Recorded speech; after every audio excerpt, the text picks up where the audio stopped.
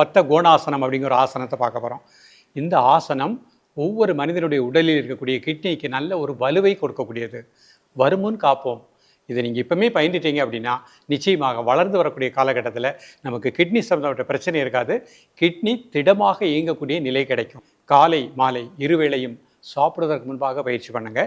இப்போ தான் லேசாக கிட்னி ப்ராப்ளம் இருக்குதுன்னு சொல்லியிருக்காங்க, மாத்திரை எடுத்துக்கிட்டு இருக்கேன் அப்படின்னு சொல்கின்றவர்கள் நம்பிக்கையோடு 3 வேளை ப்ராக்டிஸ் பண்ணுங்கள். காலையில் ஒருக்க, சாப்பிடுவதற்கு முன்பாக, மதியம் சாப்பிடுவதற்கு முன்பாக, மாலை சாப்பிடுவதற்கு முன்பாக 48 நாட்கள் விடாமல் பயிற்சி பண்ணிகிட்டே வாங்க. இப்பொழுது இதனுடைய செயல்முறை விளக்கத்தை தெளிவாக காண்போம்.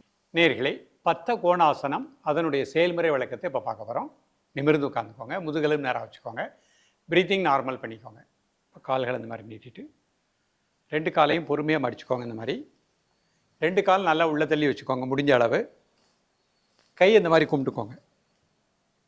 1 2 3 4 5 6 7 8 9 10. மெதுவாக ரிலாக்ஸ் பண்ணிக்கோங்க.